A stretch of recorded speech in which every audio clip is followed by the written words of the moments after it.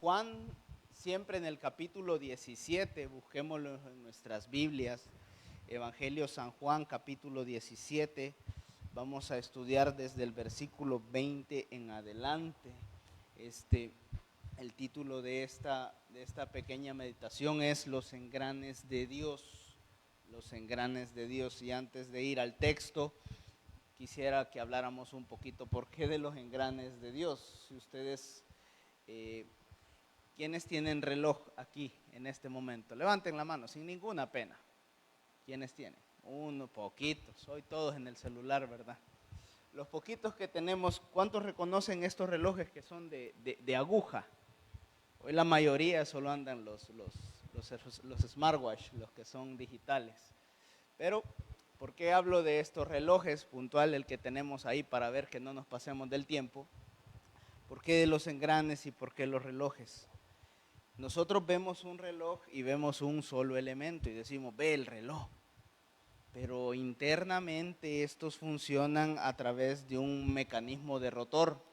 Es un sistema de rotor donde la fuente de este es una pequeña batería y inyecta, da poder a una especie de manivela y empiezan a rotar una serie de engranes.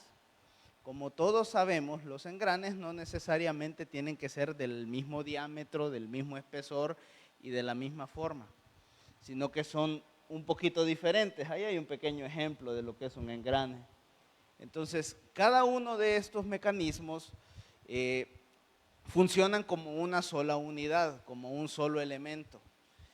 Y si por A o B motivo a usted se le cae un reloj, o se le moja, aunque hoy todos vienen resistentes al agua, digamos se le cae o lo golpea, y alguno, poneme la imagen, Kevin, porfa, y uno de esos engranes, el más chiquitito, el que se ve más insignificante, se desalinea, hermanos, o peor aún, se zafa, hermanos, todo el sistema del reloj deja de funcionar.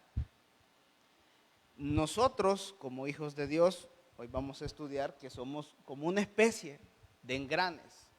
Tenemos una función, tenemos utilidad delante de Dios. Pero el Señor, en su voluntad, en su divino propósito para con usted y para conmigo, quiere que trabajemos así, como esos engranes, como uno solo, para sacar un único fin. Cuando nosotros, por A o B, decidimos desalinearnos, o peor aún, intencionalmente marginamos o desalineamos alguna de las piezas, hermanos, estamos yendo en contra de la voluntad de Dios, en contra del propósito por el que ya vamos a estudiar que Dios nos tiene aquí. Hoy sí acompáñenme, es Juan 17, 20.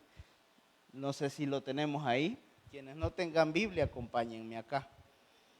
Leemos en el nombre del Padre, del Hijo y del Espíritu Santo. Mas no ruego solamente por estos, sino también por los que han de, ¿qué, hermanos? De creer en mí. ¿Por qué, hermanos? Por la palabra de ellos. Para que todos sean, ¿qué, hermanos? Sean uno, como tú, oh Padre, en mí, y yo en ti, que también ellos sean, ¿qué, hermanos? Uno en nosotros, para que el mundo crea que tú me enviaste.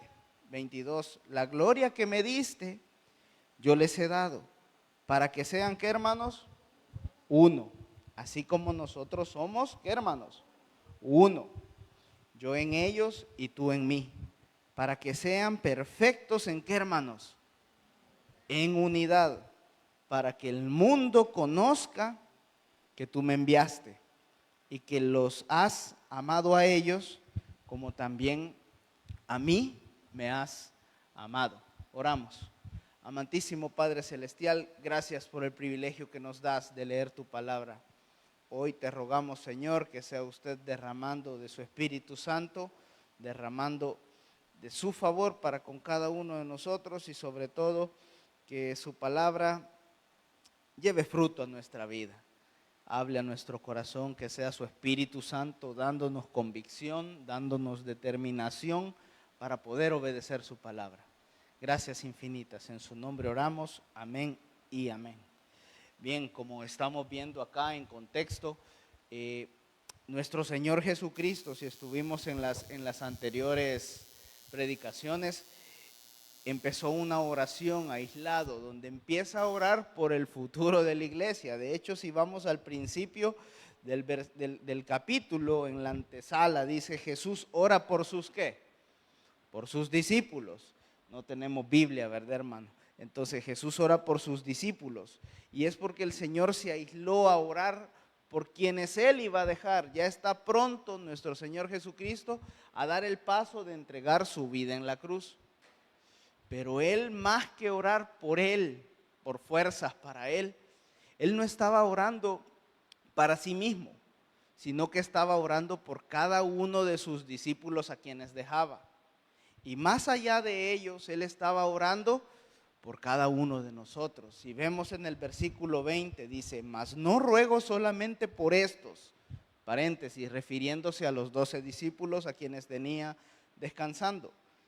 Cierro paréntesis, sino también por los que han de creer en mí, por la palabra de ellos. Ahí se está hablando puntualmente del efecto dominó que iba a generar la palabra de Dios en el corazón de los hombres. Los 12 discípulos fueron transformados. Bueno, no todos, Judas se desvió, pero luego entraron otros 2 y dentro de ellos también entró el apóstol Pablo. Y estos hombres, al permanecer con el Señor, llevaron la palabra del Señor a otro nivel.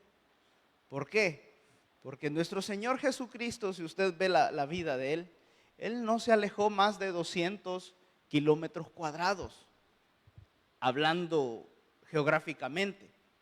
Pero luego que Él ora por sus discípulos, Jesús entrega su vida en la cruz, resucita, los discípulos empiezan la gran comisión, empiezan el llamado de evangelizar, de compartir las buenas nuevas.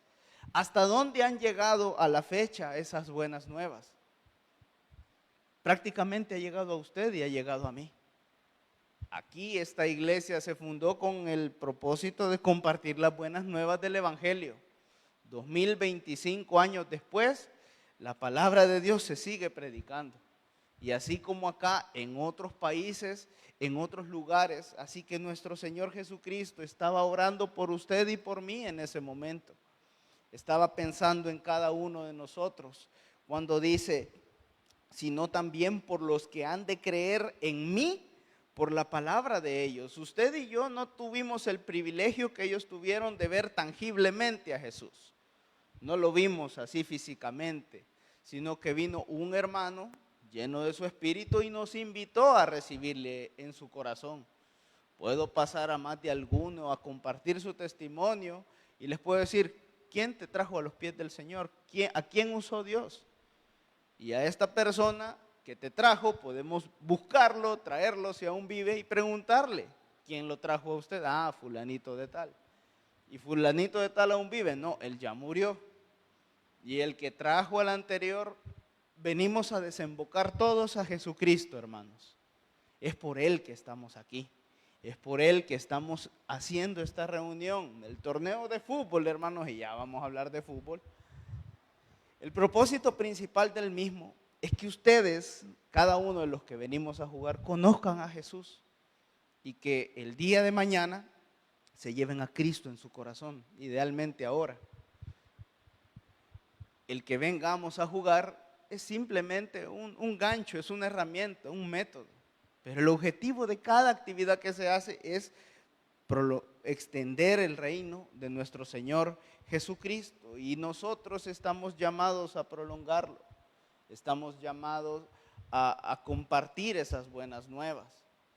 Pero hay una forma de compartir estas buenas nuevas que va más allá del hecho de acercarnos a una persona en particular e invitarlo, sino que es algo más profundo y es a través de nuestro testimonio y de la unidad que nosotros reflejamos en nuestro Señor. Si vemos más adelante en el 21, dice nuestro Señor, para que todos sean, ¿qué, hermanos? Uno, como tú, oh Padre, en mí y yo en ti, que también ellos sean uno en nosotros, para que el mundo crea que tú me enviaste. El propósito de estar unidos, hermanos, es para prolongar el testimonio. No podemos estar divididos, segmentados, segregados y pretender llevar las buenas nuevas de salvación. Más adelante dice, la gloria que me diste, 22, yo les he dado para que sean uno, vuelvo de nuevo, así como nosotros somos uno. Yo en ellos y tú en mí, para que sean perfectos en unidad, hermanos. Ese es un llamado que tenemos usted y yo, a estar perfectos en unidad. Y el propósito está inmediatamente después, lo vemos ahí, para que el mundo conozca que tú me enviaste y que los has amado a ellos como también a mí me has amado. Somos llamados a la unidad, hermanos, y de la unidad podemos sacar un montón, 1000 ejemplos. Uno simple, el del reloj que acabamos de exponer. Otro pequeño ejemplo. Vuelvo con los muchachos futbolistas. Quienes hemos tenido la oportunidad de estar en el torneo, ¿no les ha pasado más de una ocasión que los equipos no están parejos? Llega un equipo, digamos mi extinto equipo Salén, llegaron 8. Y luego mi actual equipo llega Corintios y Corintios solo lleva 4. Y no se han fijado, hermanos, que a veces estos 4 que están en una misma mente, en un mismo pensamiento, no solo resisten a los 8 que están completos y hasta con cambios, sino que todavía les plantan cara y pueden incluso atentar con ganarles. Pero ¿qué pasa cuando ocurre eso? Es porque hay unidad. Es porque no sale alguien de individualista llevándose el balón, queriéndose bailar a todos, sino que hey, somos poquitos, somos 4, ¿qué hacemos, hermanos? Quedarnos abajo, ¿sí o no? Nos quedamos en la defensa, cuidando al portero, aguantando el ataque de los otros. Si en una de esas se descuidan, pues tratamos de aprovechar la oportunidad. Pero estamos en un mismo pensamiento. El apóstol Pablo nos enseñaba acerca de la unidad, a sentir una misma mentalidad. Si me acompañan un par de hojas más adelante, Primera de Corintios capítulo 10.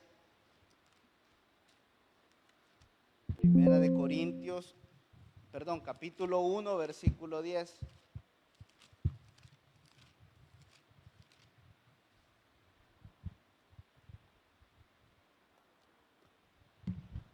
¿Lo tenemos? Y si no, continúen aquí en la pantalla. Os ruego pues, hermanos, por el nombre de nuestro Señor Jesucristo, que habléis todos, ¿el qué, hermanos? Una misma cosa. Y no haya entre vosotros, ¿el qué, hermanos? Divisiones. Sino que estéis, ¿qué, hermanos? Perfectamente unidos en una misma mente y en un mismo parecer. Hermanos, en el camino de Dios, en el camino de Jesús, el ser discípulos implica que estemos en una misma sintonía, hermanos. Tenemos que conocer al Señor para estar dentro de esa misma sintonía, para estar en esa misma unidad. Y sin unidad, hermanos, el Evangelio tal vez no se va a detener, porque el Señor ha prometido que si no hablamos nosotros, piedras van a hablar. Pero hermanos, si usted quiere ser usado para el reino de Dios, tiene que estar en unidad. En los ministerios, hermanos, no podemos estar divididos. Si ustedes se fijan, volviendo al ejemplo de los engranes, aquí teníamos una serie de hermanos. Cada uno de ellos cumple un fin: tocar un instrumento, alabar al Señor a través de su voz, pero el objetivo es llevar alabanza al Señor. Si a mí me pasan a tocar la batería, diera lástima. cualquiera de esos instrumentos yo no lo puedo tocar. Hay alguien, hay un elemento en esta unidad que se llama alabanza que está cumpliendo un rol. Así somos en el ministerio. Cada uno de nosotros es importante. Tenemos que estar en una misma unidad sabiendo que tenemos un rol en particular.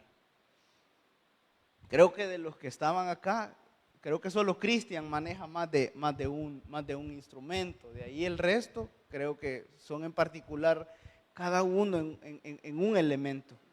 Y así es en el reino de Dios, hermanos. A lo mejor usted tiene un don diferente, usted tiene un privilegio diferente, pero no porque tenga un privilegio diferente no te hace más y tampoco te hace menos.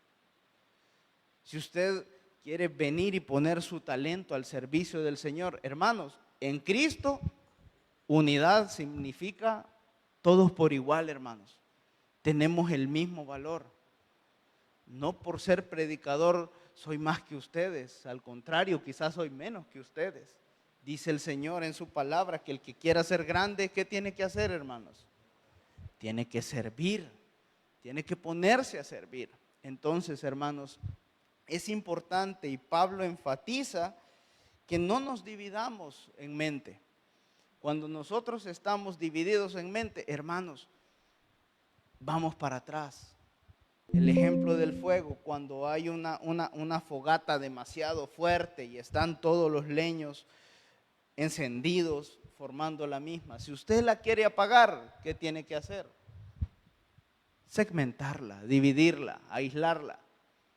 Porque entonces son pequeñas llamas que es más fácil controlarlas que una sola. Y es ahí donde viene lo serio de este mensaje. Hermanos, el Señor estaba orando porque nosotros estemos unidos. Les pregunto, hermanos, ¿estamos unidos en el Señor? Esa respuesta creo que la tenemos nosotros individualmente y nuestro Señor Jesucristo. Pero si no lo estamos, hermanos, es momento de que trabajemos la unidad en el ministerio. No podemos estar unos jalando para un lado y otros pensando en otra cosa. Es cierto, tenemos funciones diversas, pero todas tienen que ir a un mismo objetivo, hacia una misma meta, hermanos. No podemos trabajar individualmente a fin de que, no, yo voy a ir a hacer ministerio yo solito porque no necesito de nadie. No es así. El ministerio trata de personas, el ministerio trata de comunión, de coinonía. Y por ende, hermanos, tenemos que cuidar la unidad que hay en Cristo Jesús, tratándonos con respeto, tratándonos con el valor que nos merecemos, hermanos, no faltándonos el respeto unos a otros, teniendo en mejor estima a nuestro prójimo, porque nuestro Señor nos llama a eso. Porque si no conservamos esa unidad, hermanos, no cumplimos el siguiente propósito que dice en la segunda parte del 23, para que el mundo conozca que tú me enviaste y que los has amado a ellos como también a mí me has amado. Hermanos, una iglesia dividida, hermano, poco impacta. Una iglesia dividida, segmentada, con objetivos egoístas, hermanos, no va a poder llevar a que el mundo conozca a Cristo a través de su testimonio. Y es por ello que hablaba al principio de que un objetivo más profundo es que estemos en unidad. Porque, hermanos, afuera hay ojos que nos están viendo constantemente.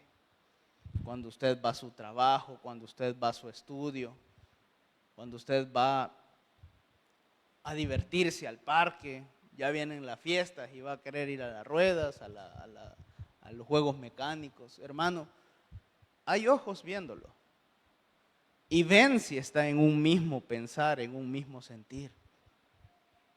Y cuando usted y yo faltamos a esa unidad, a ese mismo pensar y a ese mismo sentir, hermano, defraudamos el testimonio de Cristo ante los que no creen.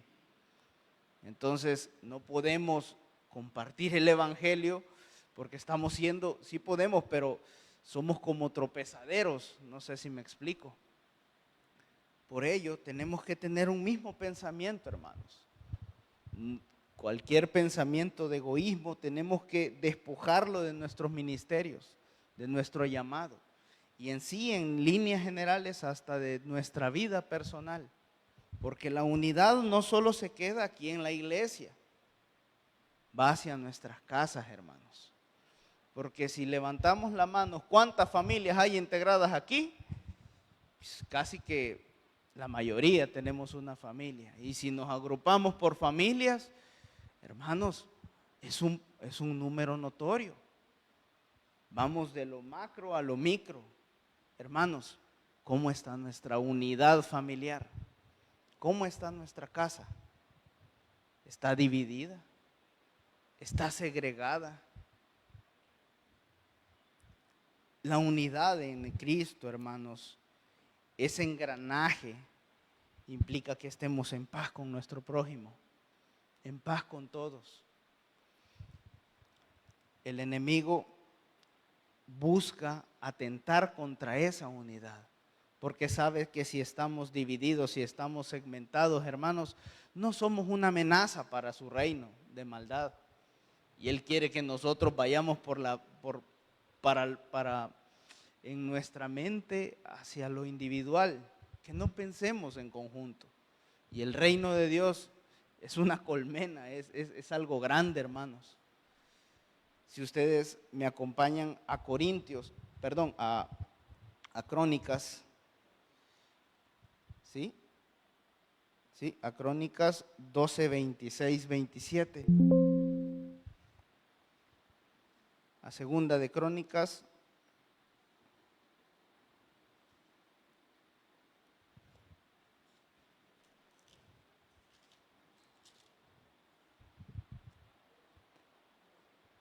Segunda de Crónicas 20, 22.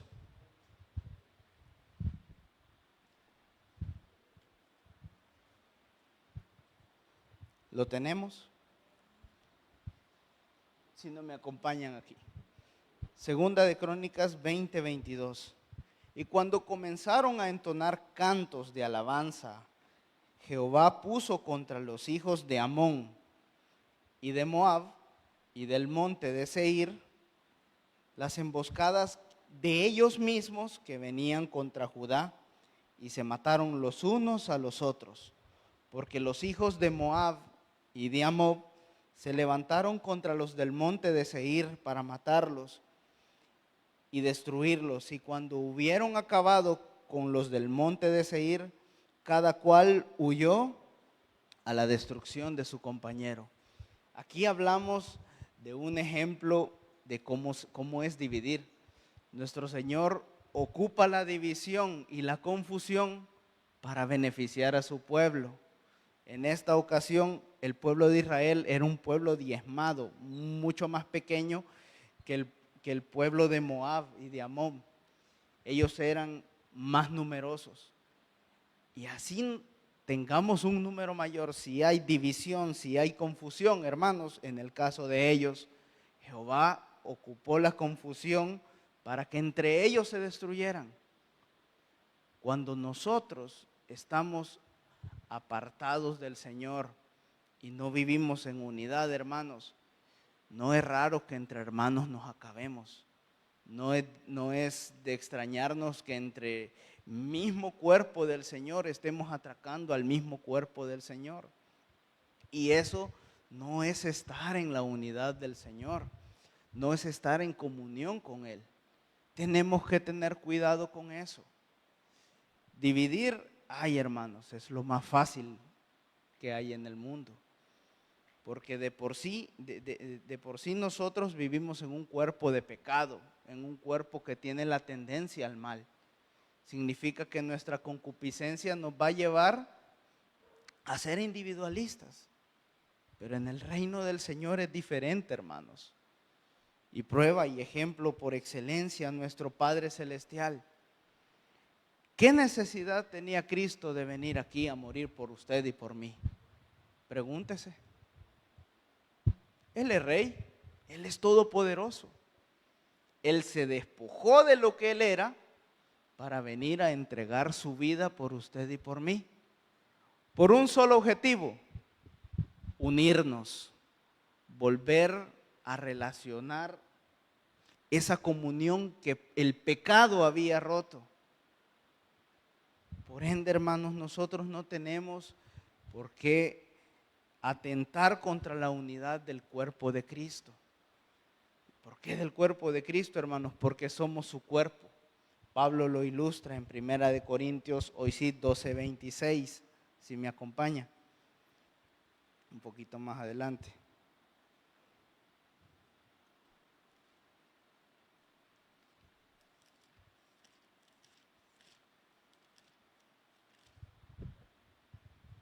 (26-27). Quienes han estado en algunos campamentos anteriores van a recordar este verso. Seguro tendrían que tenerlo de memoria. Dice 1 Corintios 12:26-27. De manera que si un miembro, ¿qué, hermanos?, padece, todos los miembros se duelen con él. Y si un miembro recibe honra, todos los miembros con él se gozan. Vosotros pues sois el cuerpo de Cristo y miembros cada uno en particular. Vayamos a Romanos 12:4, un poquito antes, un par de libros antes. Romanos 12, del 4 al 12. Romanos 12, del 4 al 12 dice: porque de la manera que en un cuerpo tenemos muchos miembros, pero no todos los miembros tienen el ¿qué, hermanos? La misma función. Así nosotros, siendo muchos, somos un cuerpo en Cristo. Y todos, ¿qué, hermanos? Miembros los unos de los otros. De manera que teniendo diferentes dones, según la gracia que nos es dada, si el de profecía, úsese conforme a la medida de la fe, o si de servicio, en servir, o el que enseña, en la enseñanza, el que exhorta, en la exhortación, el que reparte con liberalidad, el que preside con solicitud, el que hace misericordias con alegría. El amor sea sin qué, hermanos, sin fingimiento. Aborreced lo malo, seguid lo bueno. Amaos los unos a los otros con amor fraternal, en cuanto a honra, prefiriéndonos los unos a los otros.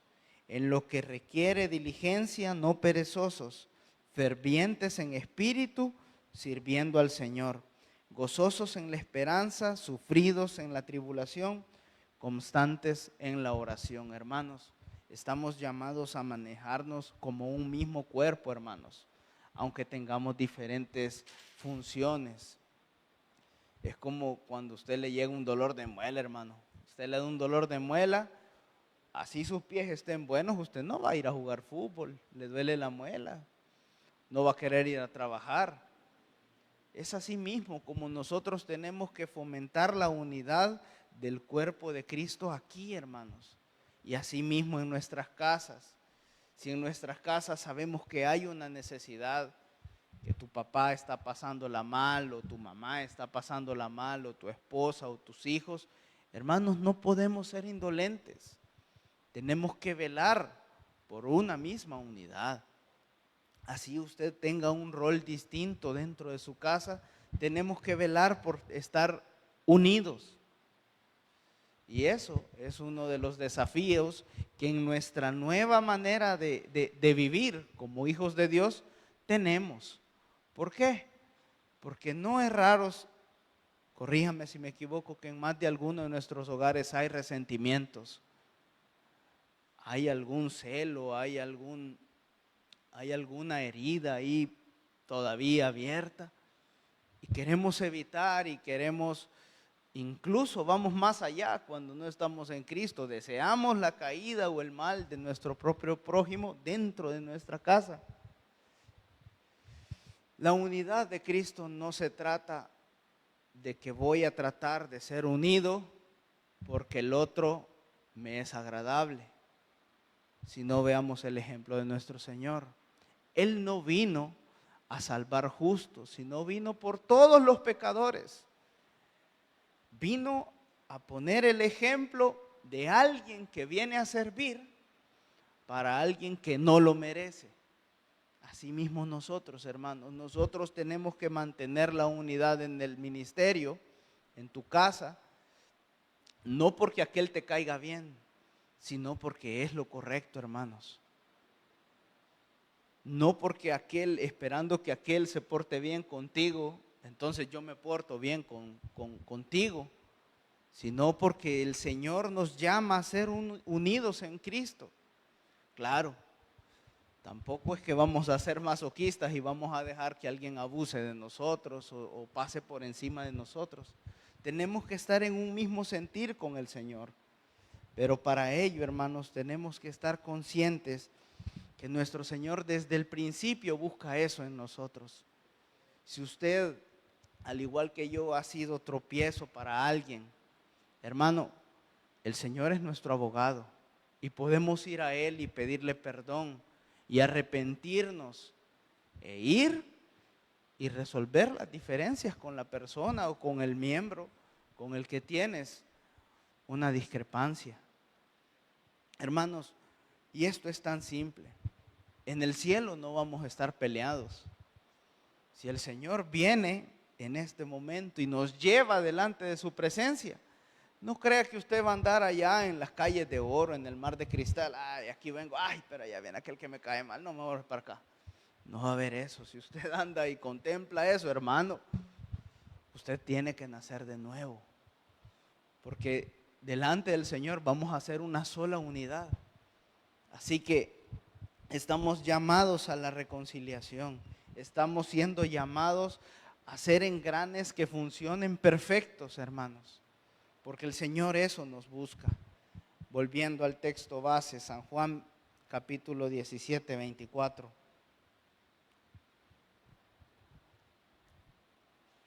Versículo 25, perdón.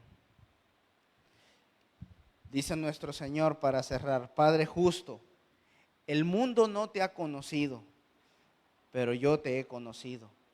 Y estos han conocido que tú me enviaste. Y les he dado a conocer tu nombre y le daré a conocer aún, para que el amor con que me has amado esté en ellos y yo en ellos. Hermanos, la base para la unidad es tener amor por su prójimo. Es el segundo mandamiento y creo yo el más difícil de cumplir. ¿Por qué? Porque naturalmente no tenemos amor. Necesitamos acercarnos a la fuente de amor que es nuestro Señor Jesucristo. Cuando usted conoce a Jesús, como dice el verso, hermanos, usted es dotado de amor, es quitado esa venda y se da cuenta cuál es el amor del Padre. Entonces, cuando usted es consciente de cuánto el Señor le ama a usted, hermano, es más fácil amar al que te es complicado. Es más fácil amar a tu prójimo, aquel que te la pone difícil, aquel al que no ve, aquel que con tus ojos carnales no veía bien. Cuando amas y conoces el amor de Dios, te es más fácil amarle. Pero para ello tenemos que conocer al Señor y recibir su llamado, recibirle como nuestro Señor. Entonces esta oración que hace Jesús por su iglesia contemporánea, hermano, es efectiva en su vida y es efectiva en la mía, porque está orando por usted y por mí. Pero tras de esta unidad quiere que estemos, hermanos, en comunión con Él, llenos de amor. No hay otra forma, no hay otra forma. No podemos hacer un proyecto de manera individual si no estamos, al menos en el reino de Dios, unidos todos, perfectamente unidos, como dice Corintios. Inclinamos el rostro, oramos. Amantísimo Padre Celestial, buen Dios, gracias por el privilegio que nos das de poder estar aquí.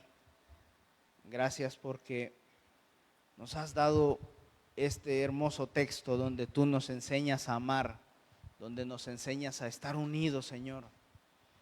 Sabemos que es difícil, sabemos que es complicado, pero confiamos, Padre eterno, que su palabra y su verdad nos va a ayudar a vivir esto, Padre celestial. Quite cualquier división que haya en nuestro corazón, Señor del cielo. Quite cualquier pensamiento egoísta que tengamos en nuestro ser. Si tenemos diferencias con nuestro prójimo, ayúdenos, Padre, a reconciliarlas. Si tenemos división, Padre eterno, si hemos contemplado y si es quizás hasta maquinado, ayúdenos, Padre, a ser transformados.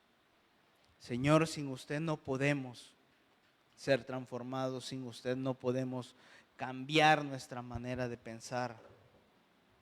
Padre celestial, ayúdenos, porque le necesitamos. Porque a donde vamos, Señor, no podemos estar divididos, tenemos que estar perfectamente unidos. Ayúdenos, Padre eterno, a amar a nuestro prójimo. Ayúdenos, así como usted nos ha amado, Señor, a dar de ese amor. Llénenos, Padre eterno, porque le necesitamos. Así también, Padre celestial, si hay alguien que aún no le ha conocido y quiere entregar en esta tarde su corazón a Jesús, levante su mano. Reciba a Cristo como su Salvador personal. No es un cambio de iglesia, no es un cambio de religión. Es acercarse al Señor, al que le ama, al que ha dado todo por usted. ¿Habrá alguien que quiera recibir a Cristo? ¿Habrá alguien? Gracias, Señor, porque usted ha sido fiel, porque usted ha sido bueno. Gracias porque usted ha sido el autor de nosotros y es usted quien se acercó a rescatarnos cuando estuvimos tirados, abandonados, Señor. Gracias por darnos esta nueva oportunidad. Si hubo alguien que se resistió a su llamado, dele una nueva oportunidad, Señor. Gracias por este tiempo, gracias por este momento. Quédese con cada uno de nosotros y llévenos con paz a nuestras casas. Gracias infinitas, en el nombre de Cristo Jesús oramos. Amén.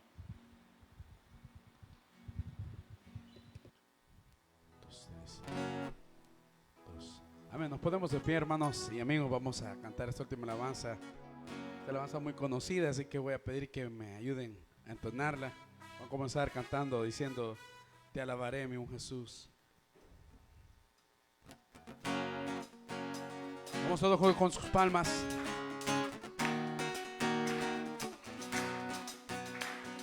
Te alabaré, te glorificaré, te alabaré, mi buen Jesús. Vamos a decir una vez más: te alabaré, te alabaré, te glorificaré, te alabaré, mi buen Jesús. Eres tú la única razón de mi adoración, oh Jesús. Eres tú la esperanza que anhelé tener, oh Jesús. En ti me has ayudado, salvación me ha regalado. Hoy hay gozo en mi corazón, con mi canto te alabaré, te alabaré, te glorificaré, te alabaré, mi buen Jesús. Te alabaré, te glorificaré, te alabaré, mi buen Jesús. Eres tú la única razón de Eres una esperanza que anhelé tener. Oh Jesús, con fe en ti me has ayudado, tu salvación me ha regalado. Hoy hay gozo en mi corazón, con mi canto te alabaré, te alabaré, te glorificaré, te alabaré, mi buen Jesús, te alabaré, te glorificaré, te alabaré, mi buen Jesús, en todo tiempo. Todo tiempo te alabaré, en todo tiempo, todo tiempo te adoraré, en todo tiempo te alabaré, en todo tiempo te adoraré.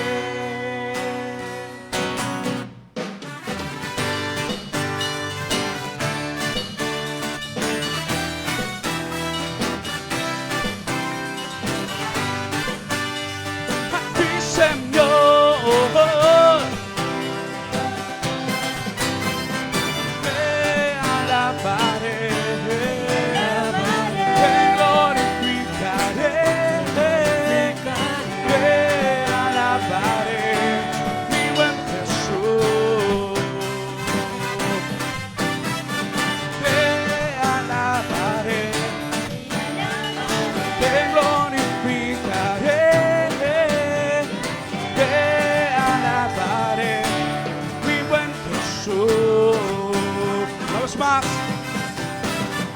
te alabaré,